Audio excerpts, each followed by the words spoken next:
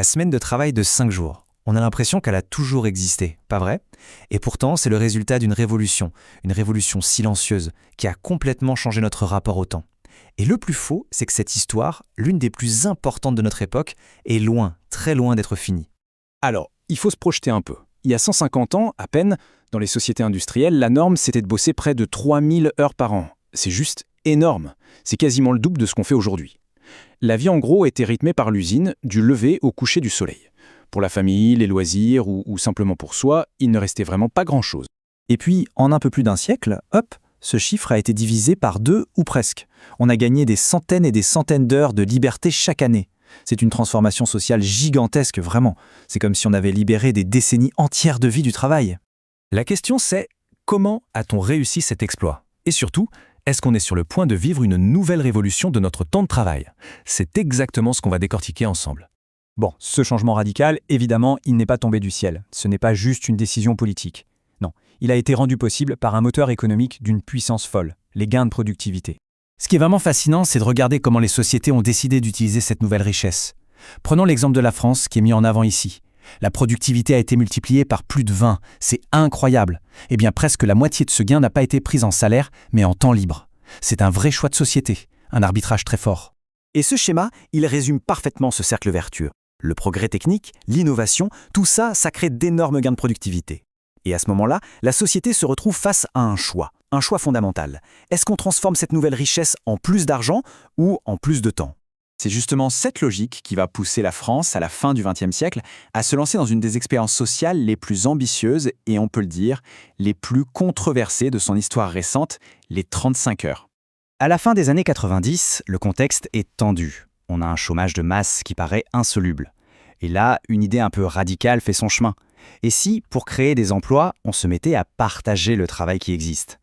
C'était ça, le pari des lois Aubry. Un pari sacrément audacieux.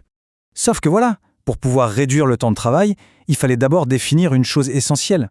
C'est quoi le travail effectif? La loi a dû le définir très très précisément. Et ça a eu des conséquences super concrètes pour des millions de salariés, en incluant par exemple certains temps de pause ou de déplacement dans le calcul.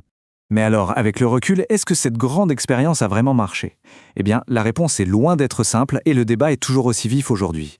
Le chiffre qui revient tout le temps, c'est celui-ci. 350 000 emplois créés ou sauvegardés. Ça paraît impressionnant, hein? Un succès. Sauf que derrière ce chiffre, la réalité est beaucoup plus nuancée, faite de compromis, mais aussi d'effets secondaires auxquels on ne s'attendait pas forcément. Très vite, 2 camps, 2 histoires complètement différentes se sont affrontées. D'un côté, les défenseurs qui voient une modernisation sociale, un succès pour l'emploi, et de l'autre, les critiques qui dénoncent une illusion coûteuse, un fardeau pour les entreprises, en disant que les bons résultats n'étaient dus qu'aux aides massives de l'État. Et c'est peut-être ça, le principal effet pervers de l'histoire. Pour beaucoup de salariés, moins d'heures a en fait voulu dire plus de pression. C'est ce qu'on appelle l'intensification du travail.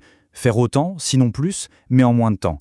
Le rythme s'accélère, les pauses café diminuent, et des pratiques comme l'annualisation qui adapte les heures au pic d'activité ont fait grimper le stress. Aujourd'hui, ce débat est devenu mondial, et il y a un nouveau modèle qui est sur le devant de la scène, un modèle qui essaye justement de ne pas refaire les mêmes erreurs. Et là, les données des grandes expérimentations qu'on voit à l'étranger, elles sont vraiment intéressantes. Au Royaume-Uni, par exemple, on a observé une baisse significative du burn-out et en même temps une hausse du chiffre d'affaires des entreprises. C'est un peu la preuve qu'on peut travailler moins tout en étant plus efficace et en meilleure santé. Mais attention, il y a une nuance capitale à faire ici. Est-ce qu'on parle de vraiment réduire le nombre d'heures de travail, genre passer à 32 heures, ou est-ce qu'on parle juste de compresser la même semaine sur 4 jours? L'expérience en Belgique a montré que cette deuxième option, ça pouvait en fait augmenter la fatigue, au lieu d'améliorer l'équilibre. Et comme si le débat n'était pas assez complexe, voilà que 2 nouvelles forces débarquent et pourraient absolument tout changer, l'intelligence artificielle et l'urgence climatique. D'un côté, l'IA qui promet des gains de productivité comme on n'en a pas vu depuis des générations. Et ça nous ramène pile à notre question du début. Cette nouvelle richesse, comment va-t-on la partager? Cette citation, elle résume parfaitement la tension qu'il y a en ce moment. Les salariés ont peur que les gains de productivité de l'IA servent juste à supprimer leur job. La question est donc posée, ces gains vont-ils se traduire par moins d'emplois ou par moins d'heures de travail pour tout le monde? L'autre grande révolution, c'est bien sûr l'urgence climatique. Elle nous oblige à tout repenser. Des études montrent qu'une baisse du temps de travail en réduisant la production et la consommation pourrait avoir un impact non négligeable sur notre empreinte carbone. En gros, travailler moins pour polluer moins. Tout ça, ça nous amène à un choix de société. Un choix vraiment fondamental sur le monde qu'on veut construire pour demain.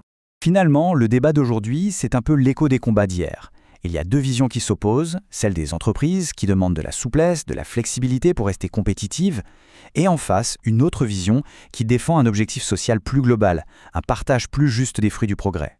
Au final, la vraie question, ce n'est pas seulement combien d'heures on travaille. C'est plutôt qu'est-ce qui a vraiment de la valeur pour nous, au-delà de la production économique. Le temps, la santé, les liens sociaux, c'est tout ça qui est en jeu.